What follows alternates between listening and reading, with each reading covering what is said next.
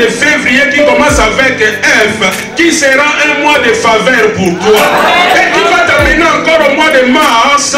Retenez ça bien. Ça sera un mois merveilleux.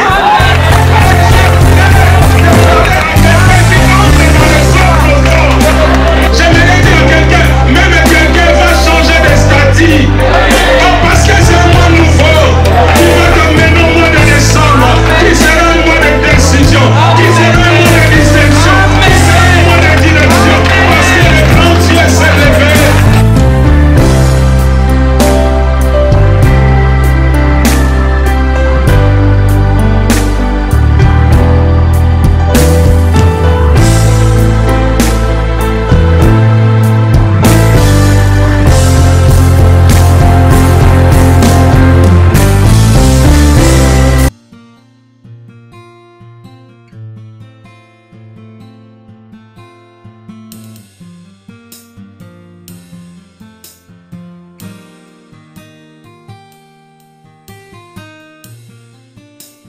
Toutes nos situations, nous allons nous concentrer dans la présence du Père. C'est Dieu-là qui est présent au milieu de nous. C'est Dieu-là qui dit dans sa parole, là où 2 ou 3 sont réunis en son nom, il est là. C'est Dieu-là qui t'a choisi, c'est Dieu-là qui m'a choisi. J'aimerais t'entendre commencer à libérer les paroles.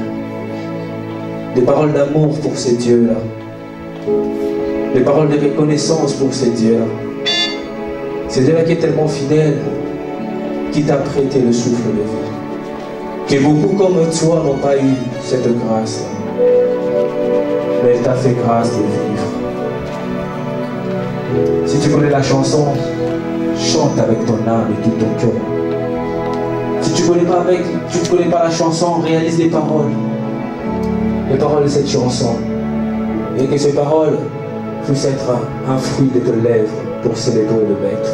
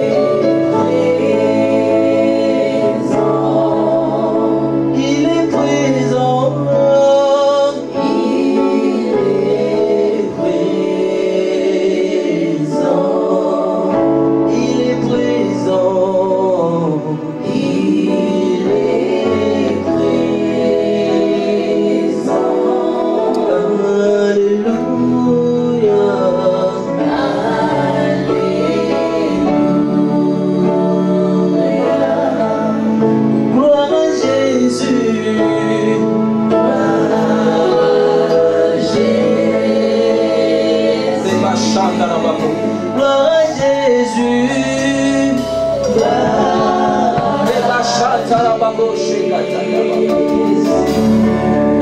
gloire à Jésus,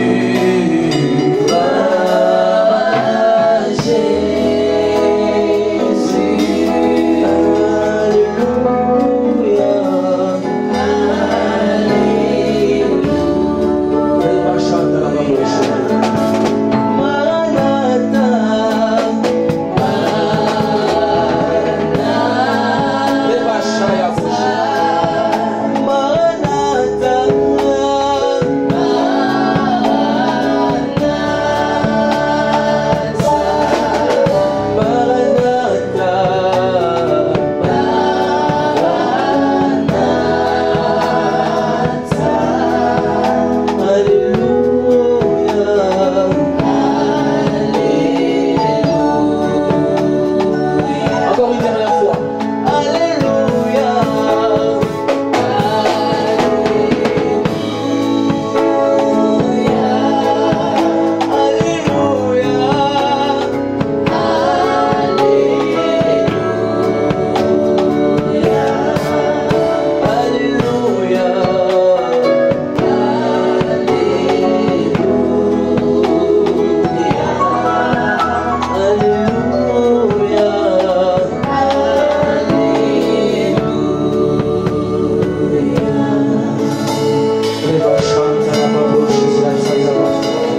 merci Jésus pour ta grâce.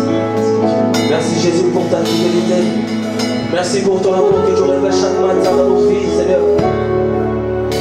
Qui est comparable à toi, qui est comme à toi, Seigneur. Nous bénissons ta sainteté, nous te rendons gloire, multiplication de grâce pour ton amour. Que la gloire te soit rendue, toi le Père. Que la gloire te soit rendue, toi le 3 fois saint. Tu es digne, tu es saint, le Saint d'Israël. Oui, ta sainteté n'a pas de limite. Cette journée, pour ce jour encore que tu as fait grâce, que tu puisses voir. Tu vois ta famille, tu vois tes amis. Tu es ici dans cette salle, remercie ce Dieu.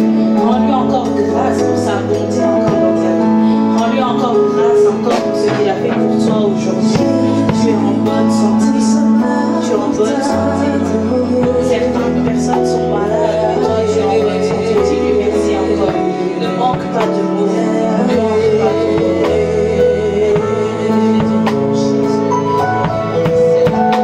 Jésus, nous sommes là.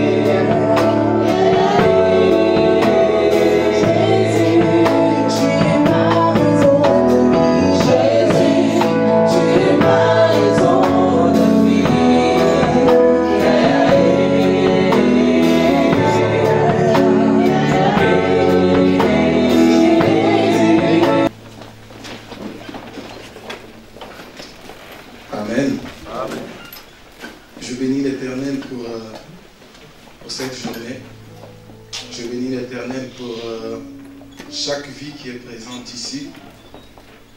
Et j'aimerais aussi bénir l'Éternel pour mon père qui n'est pas là, le pasteur Vélé, mais aussi pour les serviteurs qui sont présents, pour l'évangéliste Emir qui est là, pour pasteur Élisée qui est là aussi. En tout cas, merci beaucoup pour votre présence, ça nous encourage et ça nous fait du bien.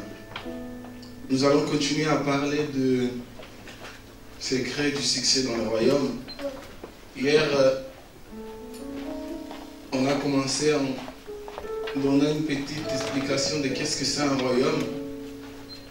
Et on a pu apprendre hier des secrets. Le premier, c'était que il faut, vraiment c'est une obligation, il faut savoir pourquoi tu es sur terre. Si tu veux réussir dans la vie, si tu veux être un homme de succès, il faut savoir pourquoi tu es sur terre. Pourquoi Dieu t'a envoyé sur terre. Et après, le deuxième secret qu'on a appris hier, c'était une loi qui dit que une pensée égale à une vie. Donc, que l'homme ne devienne pas ce qu'il souhaite, mais que l'homme devient ce qu'il pense. Et à la fin, avec une illustration, j'ai aussi dit que l'homme ne devient pas seulement ce qu'il pense, mais aussi ce que la personne la plus importante de sa vie pense de lui. Et aujourd'hui, j'aimerais, avant de continuer avec les autres secrets, revenir sur quelque chose que je n'ai pas dit hier par rapport au royaume. J'aimerais nous montrer comment identifier un royaume avant de donner des autres secrets et passer à la prière, parce que j'aimerais vraiment qu'aujourd'hui nous puissions passer du temps à la présence de Dieu. Je bénis l'Éternel parce que j'ai parlé de mon Père tout à l'heure et là il vient de faire son entrée. Si tu peux acclamer l'Éternel pour la grâce.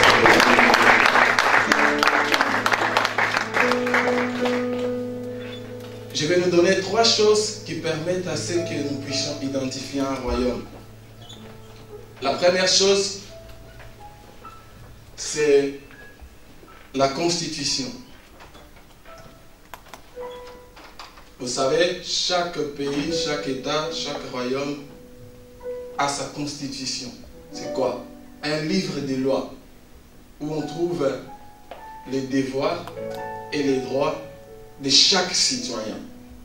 Et j'ai dit hier que nous faisons partie du royaume du ciel, du royaume de Dieu. Et nous avons notre constitution. La Bible, c'est notre constitution. Plusieurs fois, j'ai entendu les gens parler de la Bible comme un livre religieux. Mais en réalité, ou en vérité, quand tu lis la Bible, tu comprends que c'est une constitution. Parce que si tu regardes la constitution de tous les pays, partout dans le monde, toutes les lois qu'ils ont mis dans leur constitution, tu vas te rendre compte que ces lois vont sortir de la Bible. Surtout du 10 commandements que Dieu a donné à Moïse. Pourquoi? Parce que Dieu, en tant que roi, il savait que ses citoyens, ses enfants, ne peuvent pas vivre sans loi. Pourquoi? Parce qu'un groupe d'êtres humains ne peut pas vivre sans loi. Quand vous habitez dans une maison sans loi, Dieu n'est pas dans cette maison. Quand vous habitez dans une maison sans qu'il y ait des interdictions, Dieu n'est pas dans cette maison. Souvent j'entends les jeunes dire « Ah, mais je voulais sortir, mon père m'a dit non ». Bon, ça prouve que Dieu est dans cette maison. Ça prouve qu'il y a la loi. Parce que dans une maison où tu sors quand tu veux, tu rentres quand tu veux, et qu'il y a un père, Dieu n'est pas là-bas. Amen. Amen. Et nous avons notre constitution. Et ce qui est important à savoir, c'est que chaque citoyen trouve dans la constitution ses devoirs et ses droits. Qu'est-ce qu'il veut dire? Qu'est-ce que je veux dire par là? Que si tu ne connais pas tes devoirs et tes droits, tu passes à côté de beaucoup de choses. L'évangéliste Emir m'a dit l'année dernière, va à l'université, va t'inscrire. Et moi j'ai dit, mais là je ne peux pas, pour l'instant je ne peux pas. Il m'a dit, mais non, vas-y, parle avec, va à l'université, va voir avec, et tu t'inscris. Bon, j'ai écouté ce qu'il m'avait dit. Et après, je suis allé à l'université, je me suis inscrit. Je devais passer un test, c'est fait. Et comme des blagues comme ça, je suis entré à l'université. Pourquoi? J'étais à la maison et je n'étais pas à l'université parce que je ne connaissais pas mes droits, ni mes devoirs. Amen. Il y a beaucoup de personnes qui viennent à l'église, qui continuent avec beaucoup de problèmes. Beaucoup de personnes qui viennent à l'église en train de surcharger la vie des hommes de Dieu avec des choses qui pouvaient résoudre celles, mais malheureusement ils ne peuvent pas parce qu'ils ne connaissent pas la parole de Dieu. Quand tu prends la Bible comme un livre religieux, tu ne vas pas avancer dans la vie. Mais quand tu prends la Bible comme une constitution, tu obéis à la loi sans réclamer. J'ai entendu un jour quelqu'un dire être chrétien c'est difficile, il y a beaucoup de lois. Être chrétien c'est difficile parce qu'il y a des lois. Mais être français ce n'est pas difficile. On arrive à respecter la loi de la Constitution française, mais quand il s'agit de Dieu, Dieu est amour. Mais laissez-moi vous dire quelque chose. Le message le plus dangereux de la Bible, c'est justement le fait que Dieu soit amour.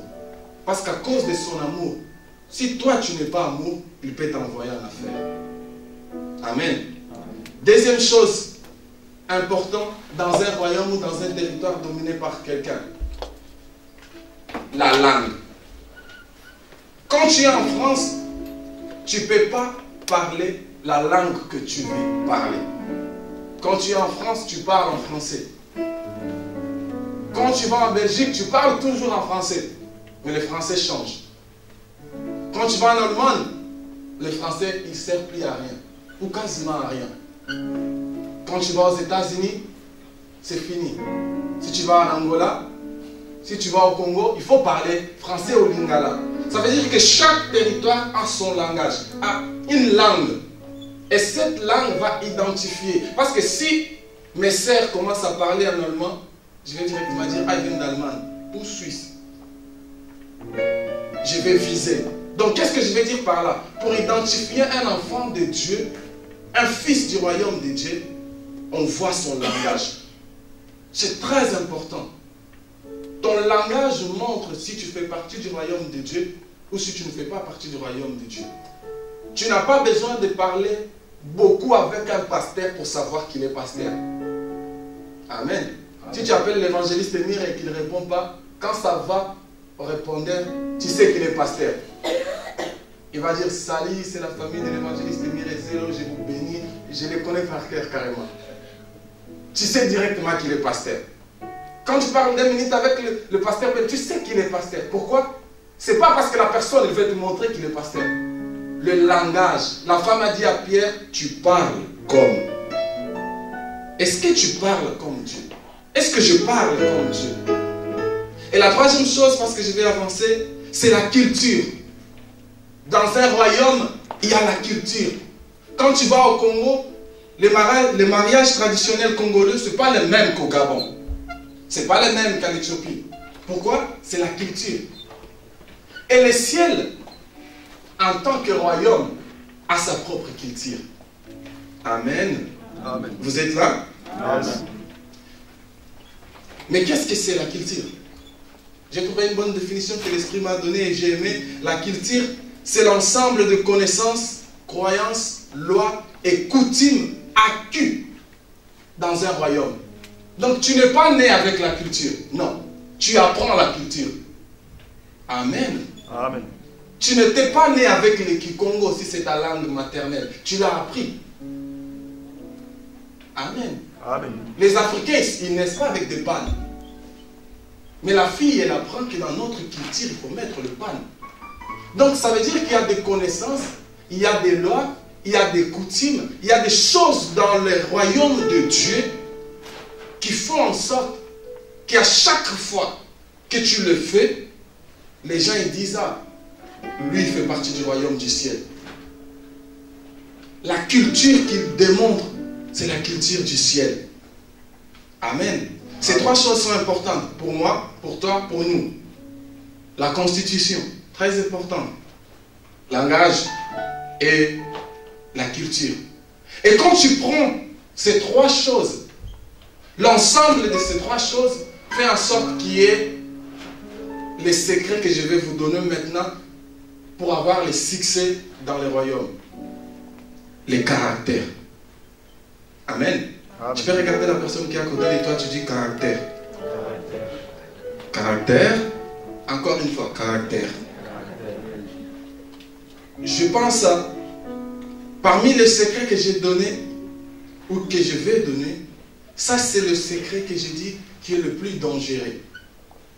Pourquoi? Parce que le caractère, il est très important. Parce que ton caractère détermine comment tu vis, comment tu vas vivre et comment tu vas finir ta vie. Je n'ai pas besoin d'avoir le Saint-Esprit pour comprendre si un homme va réussir ou échouer dans sa vie. J'ai juste besoin de voir son caractère. Amen. Amen.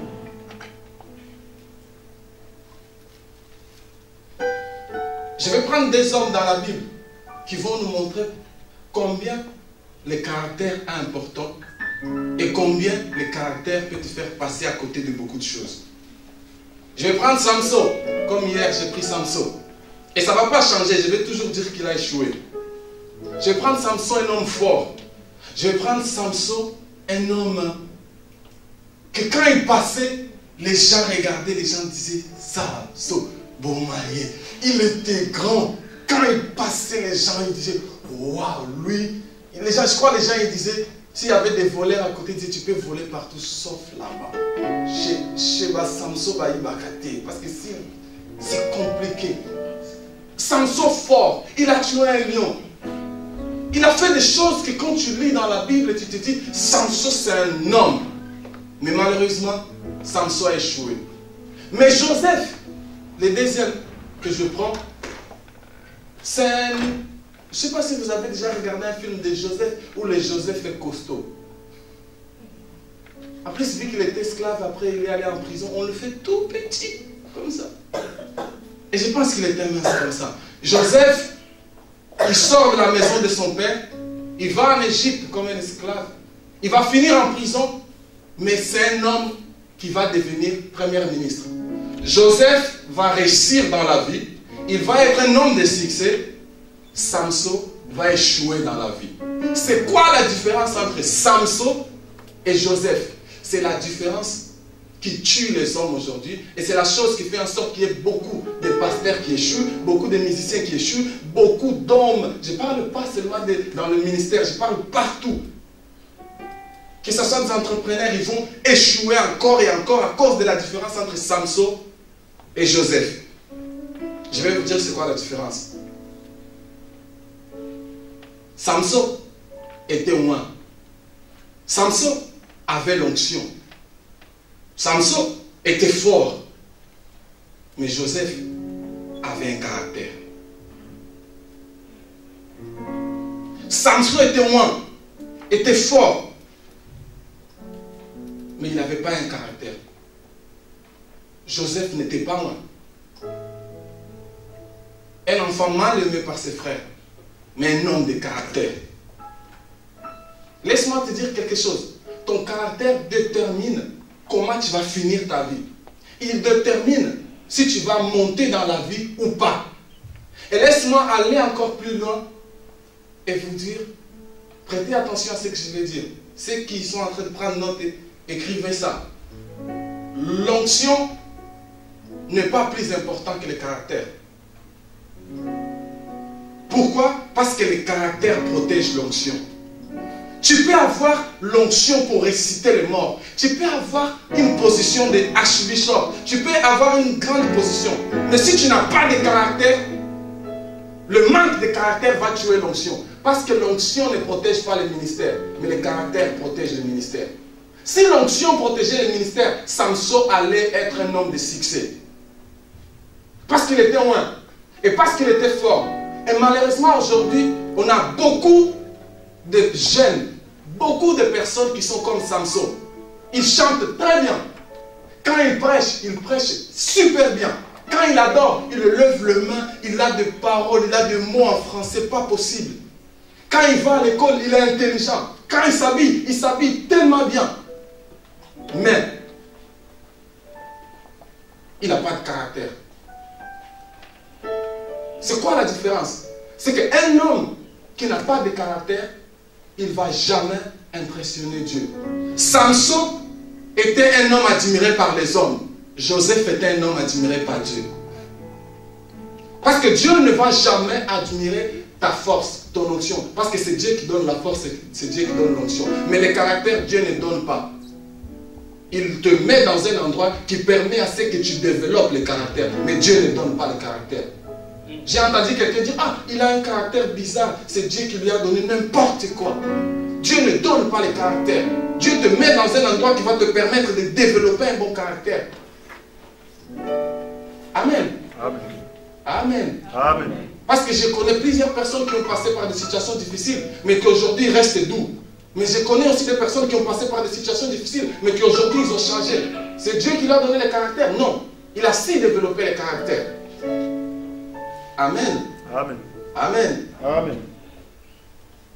Je vais vous montrer la différence entre ces deux personnes. Samson, un jour, deux femmes vont entrer dans la vie de Samson. Une dans la vie de Samson, une autre dans la vie de Joseph. La femme qui entre dans la vie de Samson a enlevé le vêtement de Samson. Mais la femme qui entre dans la vie de Joseph, Joseph a enlevé ses vêtements et l'a fui. Qu'est-ce que j'apprends? Quand tu n'as pas de caractère, tout le monde peut te dépouiller et exposer ta nudité. Mais quand tu es un homme de caractère, tu enlèves le vêtement et tu fuis. Amen. Amen. Beaucoup d'entre nous, malheureusement, par manque de caractère, ils sont comme Samson. Ils font bien les choses parce que Samson était fort. Ils chantent, je connais plusieurs personnes, ils chantent vraiment à l'église. Quand ils chantent, tout le monde adore. Mais dès que le culte c'est fini, il retourne à sa vie. Il n'a pas de caractère. Il permet un papa de 58 ans qui sort avec une fille de 18 ans, et la fille de 18 ans, il se permet vraiment d'appeler le papa de 58 ans bébé. Et il est en train de le nourrir aussi. Mange bébé. Et le papa, il est... Pourquoi? Parce que ce papa, il n'a pas de caractère. Il est juste papa parce qu'il est grand, mais sinon il ne méritait pas ce nom. Vous savez comment Samson a fini? Samson va finir sa vie sans vision. Mais Joseph, à cause du caractère, Dieu lui a donné une vision. Quand tu n'es pas un homme de caractère, tu vas manquer la vision. Et comment tu peux vivre sans vision? Les hommes de caractère, voilà pourquoi tu vois, il y a des hommes, chaque jour, il est en train de renouveler son ministère. Chaque jour, il monte en gloire. Chaque jour, j'aime les gens qui font cette voiture américaine, Ford. Ils ont déjà des pièces de rechange pour 2058. Waouh! Pourquoi? Chaque jour, il renouvelle sa vision. Pourquoi? C'est un homme de caractère. La Bible dit que chaque matin plutôt, Dieu renouvelle sa bonté. Pourquoi? C'est un homme de caractère. Mais quand tu n'as pas de caractère, la vision commence à s'étouffer petit à petit, petit à petit, petit à petit, jusqu'à ce que tu échoues. Est-ce que tu peux acclamer pour l'Éternel?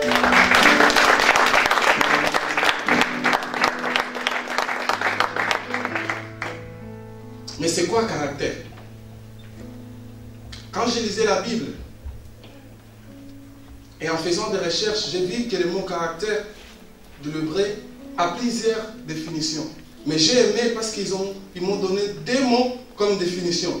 Ce qui est stable et prévisible. J'ai aimé ça. Caractère, c'est ce qui est stable et prévisible.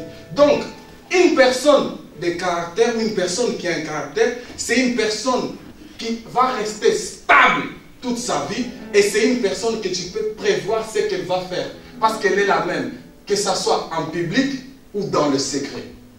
Je vais redire, c'est une personne qui reste stable malgré les choses qui arrivent et c'est une personne que tu peux prévoir ses actions parce qu'elle est la même personne en public et dans le secret. Il y a plusieurs personnes qui ont plusieurs personnalités. En public, il est un. Dans le secret, il est une autre personne.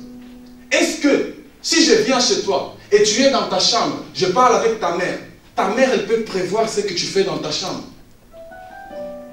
Si tu me demandes là maintenant,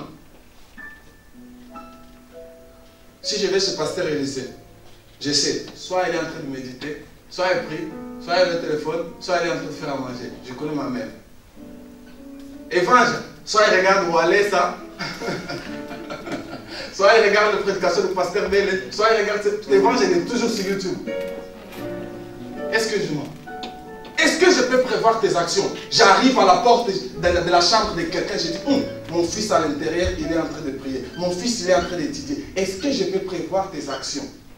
Et est-ce que tu restes stable dans chaque étape de ta vie ou les étapes de ta vie te changent? Si les étapes de ta vie te changent, malheureusement, je ne suis pas en train de te mentir, c'est la vérité, c'est comme ça. Manque de caractère, tu vas finir par échouer. Amen. Amen. Amen. Ton caractère, c'est ce que tu fais dans le secret. Ton caractère à toi, c'est ce que tu es quand tu es tout seul. Et là, je vais me tourner, heureusement, on est avec les jeunes. Les jeunes, ton caractère à toi, c'est quand tu es dans ta chambre, tout seul, fermé devant ton ordinateur. C'est quand tu as ton portable et qu'il n'y a personne. Là, c'est ton caractère. Ton caractère, c'est pas quand tu viens à l'église, la sœur Grâce chante, les frères Steve jouent un piano et tu sautes. Non. Ça, c'est une personnalité que tu crées. Ton vrai caractère, c'est quand tu es devant ton ordinateur. Qu'est-ce que tu regardes? Ton vrai caractère, c'est quand tu es avec ton ami là que tu appelles ma copine. Vous parlez de quoi? Ton vrai caractère, c'est quand tu prends ton téléphone, tu vas sur Instagram, tu utilises les réseaux sociaux. Tu vois quoi? Ton vrai toi que Dieu considère et que Dieu veut bénir, ce n'est pas le toi du public, c'est le toi du secret. Amen. Voilà pourquoi Dieu ne manifeste jamais, jamais, jamais toute sa gloire complète avec un homme qui reste en public. Élie est venu en public, et l'évangéliste Mireille nous a prêché. Il a dit il n'y aura plus de pluie. Dieu a dit ok, c'est bon, j'ai aimé, va encore dans les secrets, va dans le torrent. Le père de David, la mère de David voulait laisser David à la maison, en public. Son père, il a dit, ah non, va dans la forêt, dans le secret. Et c'est là où il a fait de grandes choses. Quand Samson a tué Lion, il y avait qui? Il y avait qui? Quand David a tué Lion, il y avait qui? Quand ils ont abandonné Moïse, ils l'ont mis dans l'eau, sur l'eau ou dans l'eau. Les Nil étaient là, seul, il y avait des crocodiles qui venaient. Moïse était avec qui? C'est quand tu es seul, dans seul, que Dieu te regarde et il voit ton vrai toi. Amen. Amen. Ton caractère, c'est ce que tu es sous pression. J'aime ça. C'est ce que tu es sous pression et c'est ce que tu es quand on te fait des critiques. C'est ce que tu es quand on te fait des reproches. C'est ce que tu es quand on te dit non. Hier, après le message, je rentre à la maison et je vois l'évangéliste Mireille m'appeler. Je savais qu'il allait m'appeler. Parce que j'ai l'habitude, à chaque fois que je prêche, il m'appelle. Et j'ai pris mon téléphone, il a dit non, mon évangéliste est ici, demain il faut continuer comme ça, comme ça, comme ça. Et il le fait à chaque fois. Il est là, il est témoin. Souvent il le fait par téléphone, souvent il le fait devant moi. Je ne sais pas si un jour il est là, il est témoin, j'ai déjà changé mon visage en mode de... Ton caractère, ce n'est pas là, quand on est dans la joie. Non, c'est quand on te dit, tu as mal fait. Ton caractère, c'est quand tu demandes quelque chose et tu dis non. Tu as envie de sortir, tu dis vraiment aujourd'hui je vais faire la fiesta vraiment avec mes amis. Et tu dis papa, je peux sortir. Et tu dis non. Ton vrai caractère, c'est la réaction que tu vas avoir là. Ça, c'est le vrai toi. Le vrai toi, c'est pas quand ton père te dit oui. Le vrai toi, c'est quand ton père te dit non. Comment tu te comportes? Ça, c'est le vrai toi. Et cette réaction va déterminer si tu seras une femme de succès ou pas. Sous pression, il y en a parmi nous qui ne supportent pas le stress et la pression. Alors que ton vrai caractère, tu le révèles là. Imaginez Jésus en train de porter une croix. Il est déjà fatigué. Mais les soldats romains, ils sont toujours là en train de le frapper. Si c'était moi, si c'était toi, tu allais prendre la croix, tu allais jeter. Non, trop c'est trop. Je porte déjà la croix, vous me frappez encore. Après, je vais mourir pour vos enfants. Jésus dit quoi? Pardonne-les. Pourquoi? Parce que ton vrai caractère, c'est ce que tu es sous pression. Et quand tu agis sous pression, d'une manière extraordinaire, Dieu regarde et dit, ça c'est l'enfant que j'espère, il sera un homme de succès. Je ne parle pas de ça seulement pour le ministère, dans vos vies, dans vos mariages, partout où vous allez. Ton caractère, fille, ton caractère, jeune homme, est plus important que l'amour. Ton amour pour ton conjoint ne va pas protéger ton mariage. C'est ton caractère qui va protéger ton mariage. Je connais beaucoup de personnes qui s'aimaient mais ils ont divorcé, malgré leur amour. Il dit, moi, cette femme-là, je ne la supporte pas. Mais je l'aime, mais je ne la supporte pas. Ton amour ne protège pas le mariage. Ton amour ne va pas protéger ta relation avec tes frères et sœurs. Ton amour ne va pas protéger ta relation avec ton pasteur. C'est ton caractère qui va protéger cette relation. Voilà pourquoi il y a des enfants, il aime son pasteur. Mais quand Dieu commence à lui bénir, il commence à faire des expériences, il sort, il va ouvrir son église. Pourquoi? Il n'a pas de caractère. Il aime son père, mais il n'a pas de caractère. Lucifer aimait Dieu, mais il n'avait pas de caractère. Il a commencé à se comparer avec Dieu. Un enfant qui se compare à son père, il n'a pas de caractère. Et je peux vous dire, il va mal finir, très mal finir. Ce n'est pas une malédiction, c'est une vérité. Et tu n'as même pas besoin de dire Amen. Amen. Amen. Amen. Amen. Vous savez pourquoi le caractère est important? Parce que le caractère fait de toi comme Dieu. Le caractère, c'est être un. Ça veut dire quoi? Ce que je dis, je fais. Et ce que je fais, je dis. Il y a des personnes que quand ils sont en train de parler, hier quand on était en train de manger au tacos, j'ai dit à mes frères, j'ai dit, nous qui passons devant, Dieu va nous juger. Parce que quand on passe devant, on ne pèse pas nos paroles. Souvent, on ne pèse pas. On impose souvent. Il faut faire ça, ça, ça, ça, ça. Et je les conseillais, je disais, ne prêche jamais aux gens ce que toi-même tu ne fais pas. Il y a des personnes comme ça. Un père qui dit à son fils, dans la vie, il faut être gentil. Mais lui-même, il frappe la mère de ses fils qu'il dit, il faut être gentil. Ce qu'il dit ne correspond pas à ce qu'il fait. Ton caractère, c'est quand ce que tu parles correspond à ce que tu fais. Vous comprenez ça? Tu dis A, tu fais A. Tu dis B, tu fais B. Tu dis C, tu dis C. Tu fais C. On connaît beaucoup de mamans comme ça. Moi, ça me faisait sourire, rigoler. Je m'éclatais dans la joie. Il y a des mamans, ils étaient dans le coin, ils attendaient que la fille d'une autre maman tombe enceinte. Et ils disaient, ah, vas-y, monsieur. Ils l'ont engrossé. Après, ils disaient, ah, bah, on m'a payé. Et après 5 mois, la fille de cette maman va tomber enceinte. À son tour, il va dire, ah, bah, on a bissou, bah, kakaboui. Qu'est-ce que j'apprends? Elle est en train de parler. Quand elle parlait à cette maman, elle était en train de dire quoi? Toi, tu enseignes mal tes enfants, mais moi, j'enseigne bien mes enfants. Conséquence, sa fille tombe enceinte. C'est une femme qui n'a pas de caractère. Elle est en train de dire des choses qu'elle-même, elle ne fait pas. Dans la vie, il faut savoir faire ce que tu dis. Il faut savoir dire ce que tu fais. Ça, c'est caractère. Amen. Amen. Et vous savez, il faut développer le caractère. Parce que tu n'es pas né avec un caractère. Quand tu viens au monde, de la même façon que tu viens bébé, le même vide, à l'intérieur aussi tu es vide. Il n'y a rien, tu es pire, il n'y a rien. Tout ce que tu sais aujourd'hui, tu n'es pas né avec. Donc le caractère que tu as aujourd'hui, peut-être c'est la conséquence de ce que tu as appris avec tes parents, ce que tu as appris avec ton environnement, ou ce que tu as développé toi-même. Alors écoutez, c'est des choses que j'aimerais bien que nous puissions prendre note. Le caractère est développé sous pression. Test aux tentations. Le caractère est développé sous pression, test ou tentation. Qui veut dire qu'on ne peut pas développer un caractère dans une ambiance favorable, dans un confort. Tu ne seras jamais un homme de caractère si tu n'as pas subi des situations difficiles dans ta vie. Ce n'est pas les bons moments de la vie qui vont faire de toi un homme de caractère. C'est les moments les plus difficiles. Amen. Dieu a compris que David était un homme de caractère. Quand Saoul voulait tuer David, mais David a eu l'occasion de tuer Saoul, David a dit, je ne vais pas toucher à celui que l'Éternel a oint. Donc ton caractère sera développé quand tu passes par des situations difficiles.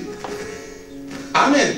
Amen. Deuxième chose, la tentation est une bénédiction et non un démon à chasser.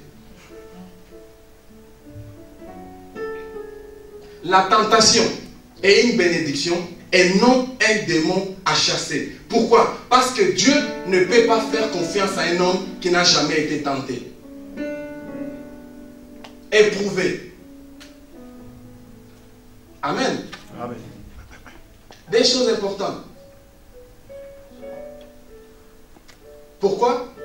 Parce que la tentation permet à Dieu, les épreuves permettent à Dieu, les tests de la vie permettent à Dieu de te peser et de voir si tu corresponds à la gloire qu'il veut envoyer sur terre, sur toi et à travers toi.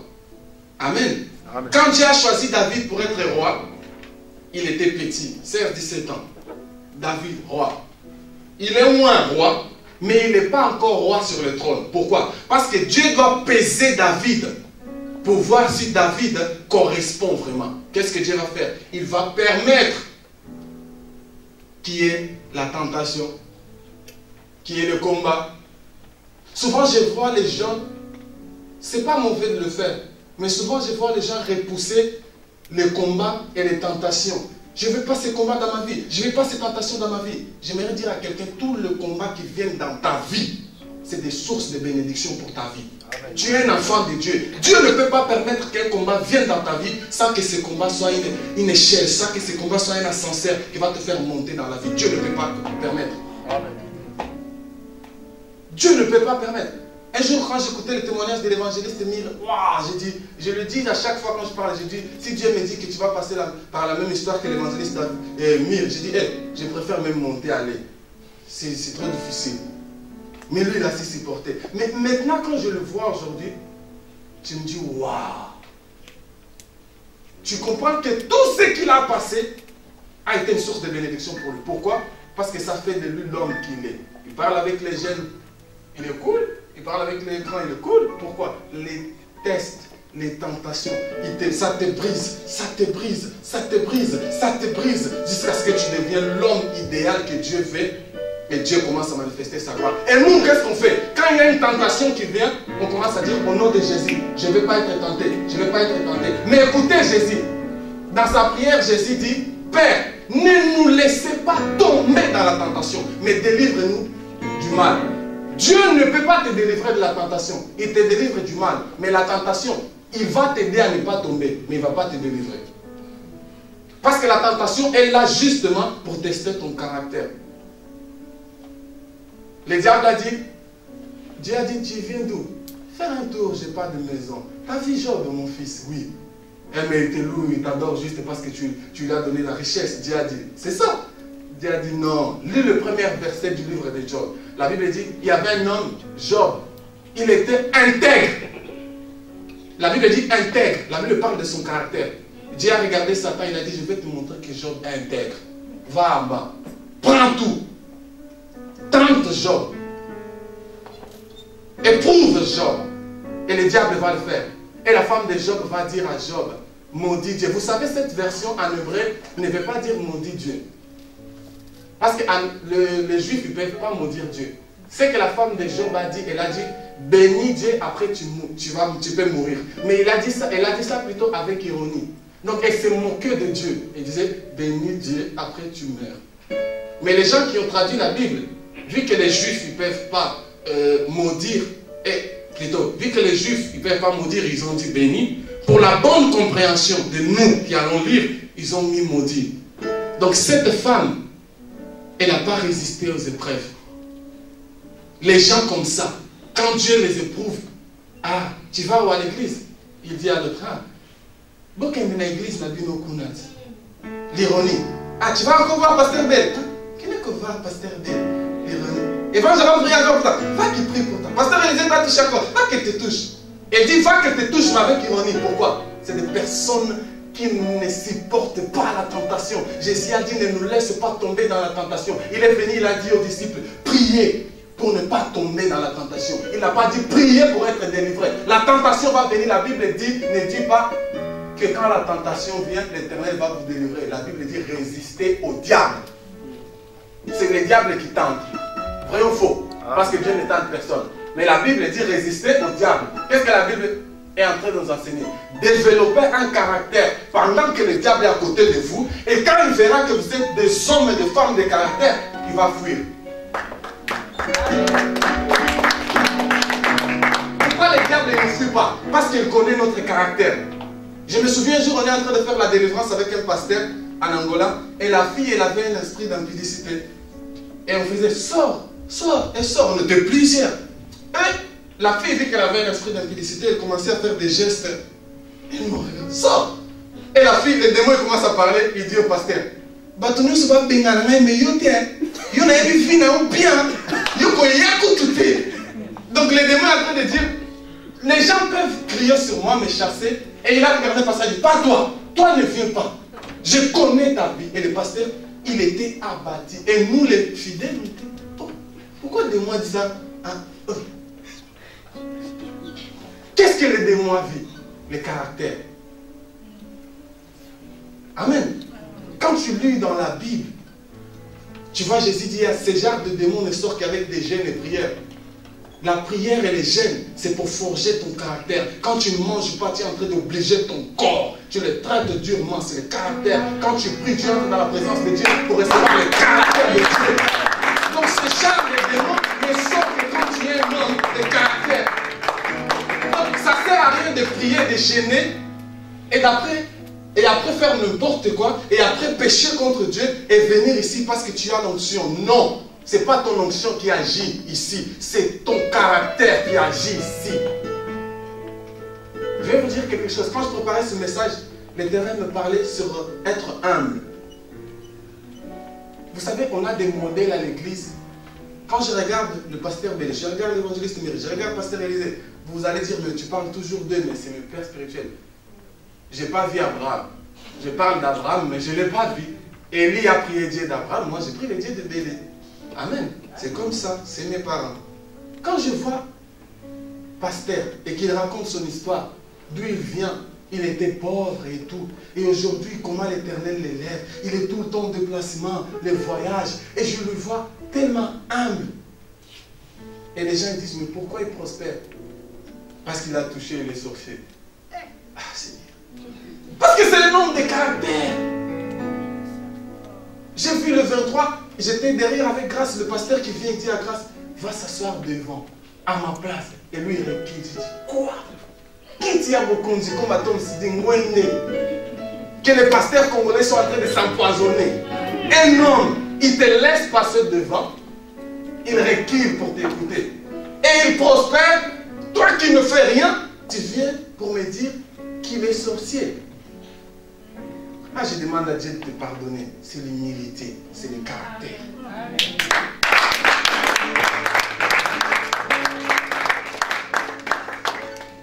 Comme j'ai dit, je vais revenir sur mon message. Dieu ne peut pas commencer quelque chose avec quelqu'un sans permettre à ce que cette personne soit tentée. Et Jésus, avec Jésus, ce n'était pas différent. Jésus est venu sur terre. 12 ans, il est allé à Jérusalem. Il grandit. 30 ans, il s'est fait baptiser. Jésus s'est fait baptiser. La Bible dit que le Saint-Esprit est venu sur lui sous forme de colombe. Maintenant, Jésus qui est Dieu, qui est déjà le Saint-Esprit, il reçoit encore le Saint-Esprit sur lui pour montrer vraiment qu'il est le vrai Élisée et qu'il a reçu la double portion du Jean-Baptiste qui est l'Élie. Il est prêt pour commencer son ministère. Mais écoutez la Bible. La Bible ne dit pas qu'après avoir été rempli du Saint-Esprit, Dieu a envoyé Jésus pour aller guérir les gens. La Bible ne dit pas que Dieu a envoyé Jésus pour aller ressusciter les morts. La Bible dit que le Saint-Esprit amena Jésus dans le désert pour être tenté par... Non, pour être tenté par les anges. Par Satan. Donc Dieu, Philippe, viens fils. Dieu, ça c'est, écoutez bien, Dieu n'a pas amené Jésus-Christ pour être tenté par le diable. Dieu a amené Jésus. Jésus c'est la personne de Dieu. Parce que Dieu ne peut pas amener Dieu lui-même pour être tenté. Parce que Dieu est parfait. Jésus il est là. Le Saint-Esprit est venu sur lui. Les gens sont en train de mourir. Le monde dans le péché. Dieu a besoin que Jésus change l'histoire du monde. Et tu t'appelles Jésus, mais viens être Satan s'il te plaît. Après on va prier pour toi, c'est pas grave. Après tu vas aller chez le pasteur, il va te mettre là. Les gens sont en train de mourir. Dieu a envoyé Jésus pour sauver le monde. L'heure est arrivée pour que Jésus sauve le monde. Il doit commencer le ministère. Le Saint-Esprit vient sur Jésus. Mais la Bible dit que le Saint-Esprit prend Jésus. Au lieu de l'amener chez les gens, il l'amène vers Satan pour être tenté. Ici, qu'est-ce que Dieu est en train de nous enseigner? Que Dieu ne peut pas commencer de grandes choses avec quelqu'un, ne peut pas confier de grandes choses à quelqu'un sans pour autant que son caractère soit testé. Sans qu'elle soit tentée. Vous savez, la tentation veut dire tester la faiblesse et tester la résistance de quelqu'un. Dieu ne peut pas confier à une personne la pierre précieuse énorme comme ça, sans que cette personne passe par des problèmes. Comment il va gérer? Comment il va gérer l'église? Souvent je vois, on ramène des problèmes à pasteur. Comment il règle les problèmes avec douceur? Moi-même j'ai rentré, j'ai dit, ah, pasteur il est pasteur. Parce que ça aurait été moi, ça casse les chaises. Pasteur il a une douceur. Non. Tu sais que c'est pasteur. Amen. On a dernièrement pour faire ces programmes, il y a eu des programmes qui n'étaient pas ajustés, on va le voir.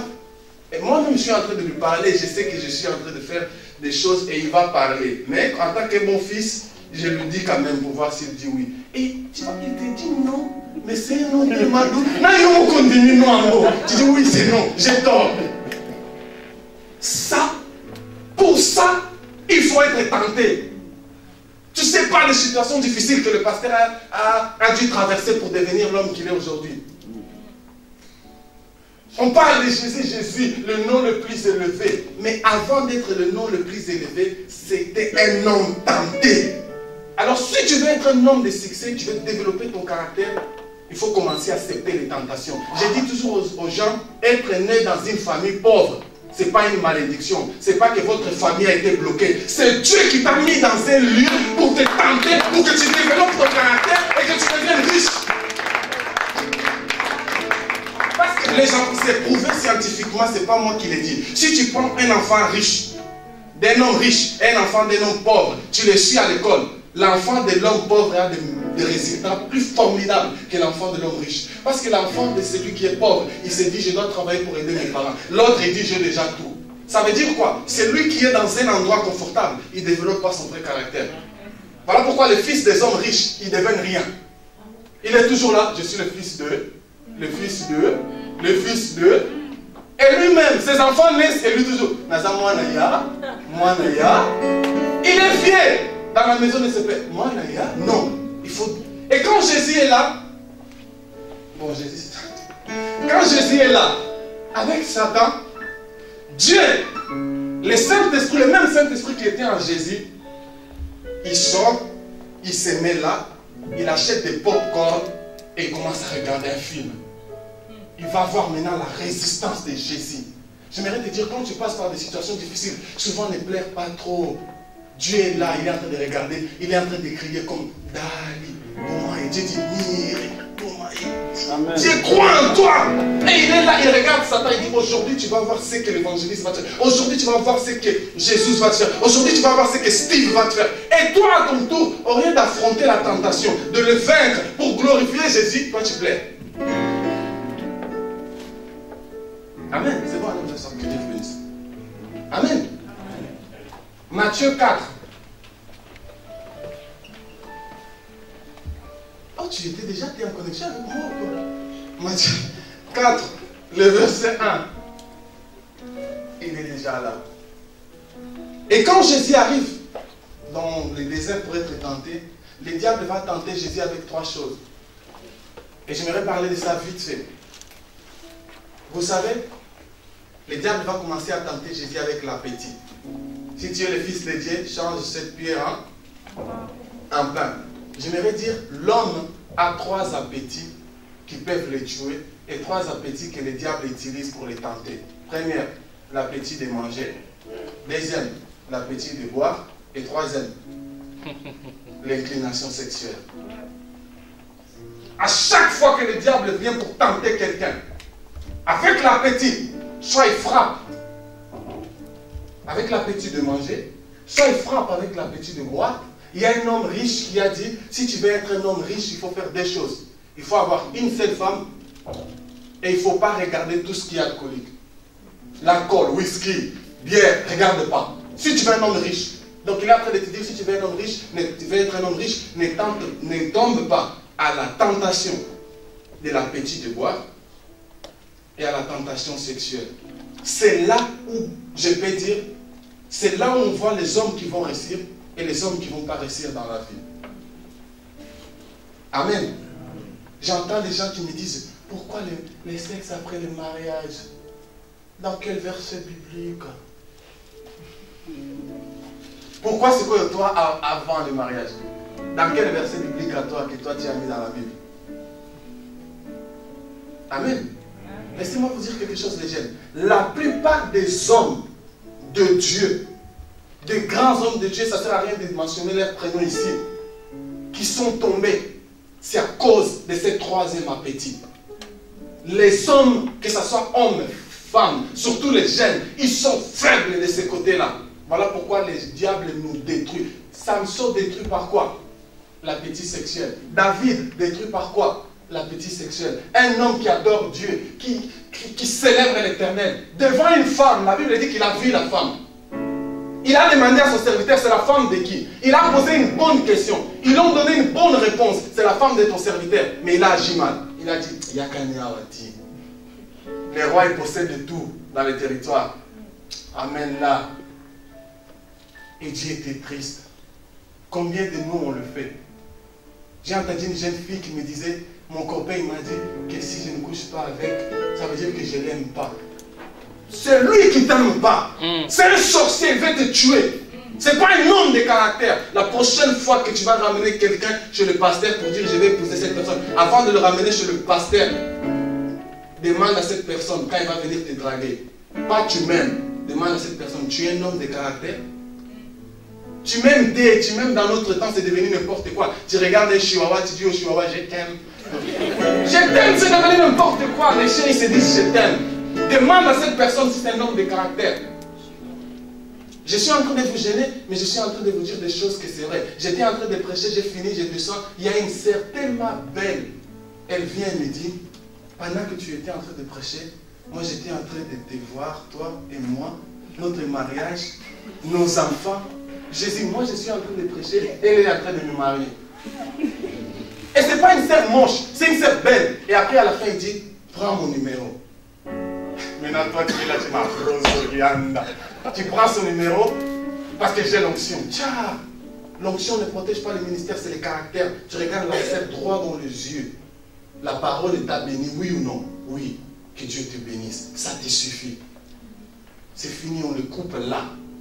Nous-mêmes, on ouvre les portes au diable pour nous tenter. Et quand on tombe, la chair est faible. La chair est faible. Alors pourquoi tu te mets seul dans une chambre avec quelqu'un si la chair est faible? Pourquoi vous ne restez pas en public? Pourquoi tu ne viens pas te soumettre au pasteur? Pasteur, je vais épouser la personne telle. Prie pour moi. On va aller doucement jusqu'à ce qu'on arrive au mariage. Je vais vous dire quelque chose. Ça tue. On avait un frère quand il prophétisait. Mon frère Daniel qui est derrière la caméra, on va dire Daniel Akosa, il prophétise pour tout le monde. Il prophétise. Donc quand il commence à prier, s'il te regarde seulement, toi-même si tu avais péché, parce que ah oui, mais ça moi est l'eau. Il y avait, on a fait une veillée. Les frères, il est venu. Quand il est venu, on a dit à prophète a commis dans Maoloba. Veillez. L'homme ne parle pas. Jusqu'à aujourd'hui, il ne parle pas. Pourquoi? À cause d'une fille de 14 ans. Et quand je vous parle, vous êtes gêné. Je suis en train de vous aider et vous êtes gêné. Comme dit Pasteur Belle, vous allez mourir à cause de la dignité. Faites attention les jeunes. Je ne vois pas l'utilité de se mettre en couple avec quelqu'un maintenant. Si tu sais toi-même que tu ne vas pas épouser cette personne maintenant. Amen. Amen. Quand tu entres dans une relation sans envisager le mariage, c'est un péché. Pourquoi? Parce que tu vas mal finir. Parce que si tu n'envisages pas le mariage, ça veut dire que tu ne vas pas respecter les lois de Dieu pour le mariage. Tu vas faire tout avant. Alors n'entre pas. N'entre pas. T'es bien seul. Tu sais, moi quand je regarde les jeunes, je dis, il n'est pas bon que l'homme soit seul. C'était pour les hommes, ce n'était pas pour les jeunes. Il est bon que les jeunes soient seuls. Toi, à ton âge, encore, sois seul. C'est ton père qui paye toutes tes factures. Sois seul. Tu ne connais même pas le prix d'une baguette. Sois seul. Sois seul. Reste seul dans ton coin. Les mariages coûtent cher. Hein? Est-ce que tu peux applaudir pour les femmes?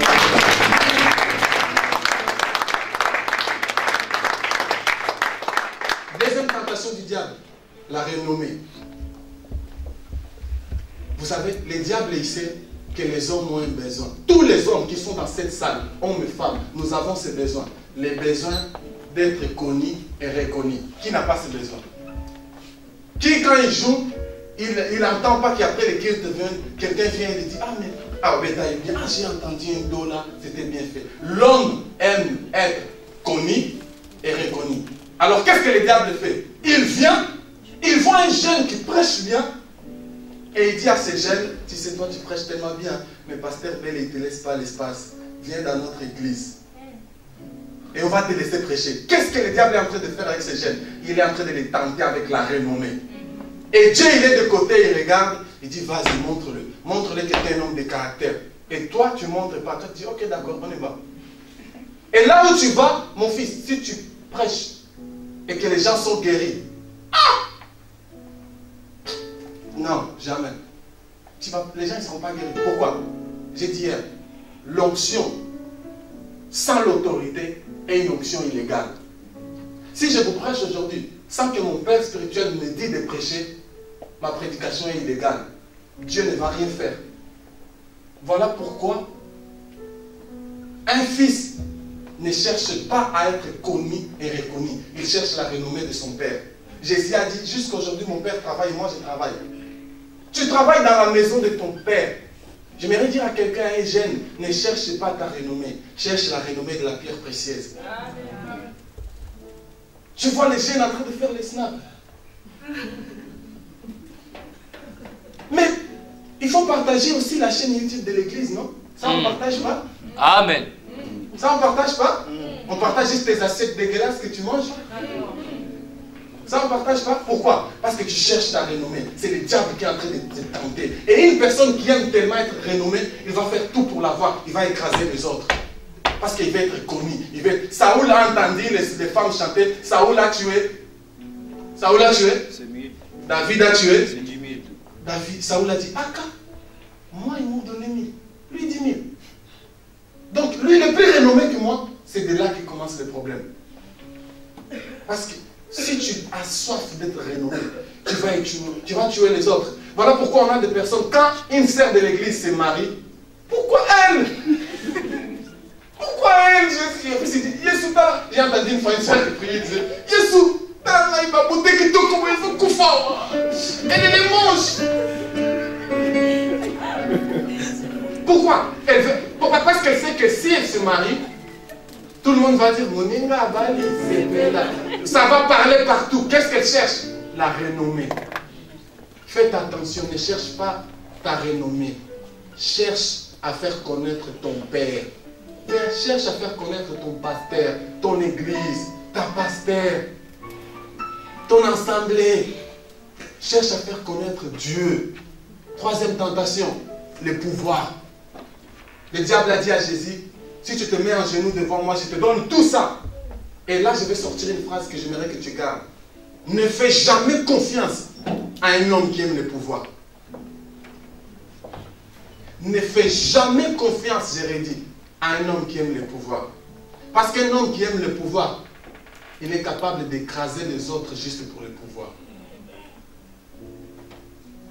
Amen. Un homme qui aime le pouvoir. Vous voyez la situation de notre... Je me suis mis à la peau des Congolais. Vous voyez la situation de notre pays, le Congo.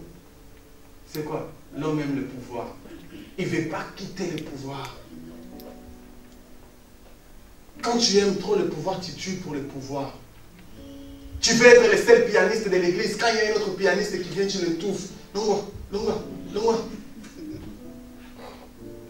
Juste parce que tu es le responsable d'un groupe, ça veut dire que tu dois être l'homme le plus loin de ce groupe. Tu es le responsable des musiciens, donc personne ne peut chanter plus que toi. Tu es le responsable des mamans, donc aucune maman peut prophétiser si tu ne donnes pas l'ordre. Tu es le responsable des jeunes, donc aucun jeune ne peut prêcher mieux que toi. Aucun jeune ne peut s'habiller mieux que toi. Donc quand ils entrent, ils doivent dire, ah, celui qui est bien habillé là, c'est le président. Pouvoir. Un homme qui aime le pouvoir, il est dangereux, il te tue. Ne marche pas avec un homme qui aime le pouvoir. Et toi-même n'aimes pas le pouvoir. Je vois beaucoup de personnes prier en disant, Dieu, donne-moi l'onction, un vent nouveau, je vais guérir, je vais restaurer. Tu vas mourir, mon fils. Demande à Dieu de te donner un caractère. Demande à Dieu de te donner un cœur humble.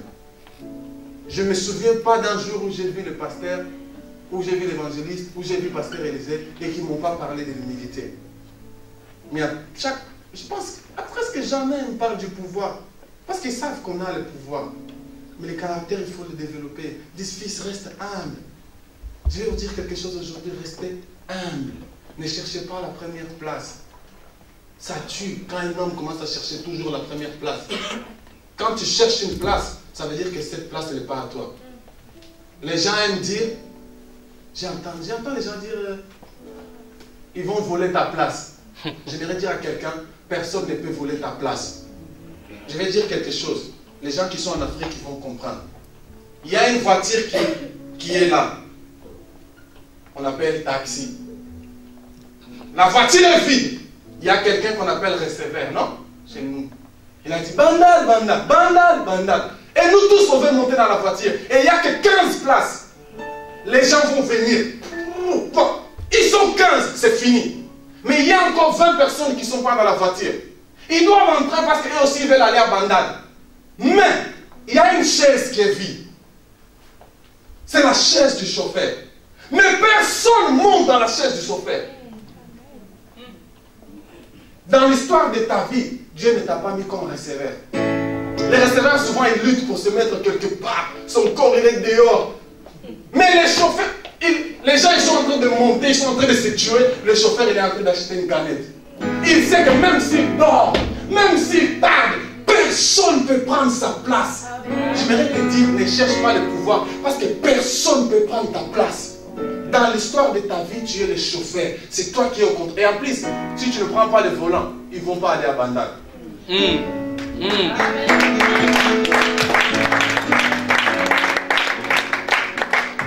Est-ce que tu peux te lever? Le vigneron, il a dit, laisse encore. Juste, je t'en prie, cette année. Et je vais travailler pour faire en sorte qu'elle donne des fruits. Qu'est-ce que le vigneron est en train de dire? Je vais travailler pour changer son caractère. C'est l'année de fécondité. C'est l'année de fruits. Mais c'est l'année où Dieu veut que nous puissions changer notre caractère. Parce que c'est l'année où Dieu va faire de grandes choses. Et Dieu ne peut pas faire ces grandes choses sans qu'avant, moi, toi, nous soyons dans son plan. J'ai longtemps demandé l'onction, mais aujourd'hui j'ai dit, change-moi. Change juste mon caractère. Saint-Esprit, change-moi. Touche-moi. Change mon caractère. Enlève ce cœur de pierre et mets un cœur d'homme. Change ma vie. Et tu vas dire à Dieu, Père, pour l'année 2019, tu as tellement de grandes choses pour moi que je serai obligé d'être tenté. Alors, ne me laisse pas tomber dans la tentation, mais délivre-moi de tout mal. Je vais prier, tu vas prier, nous prions au nom de Jésus.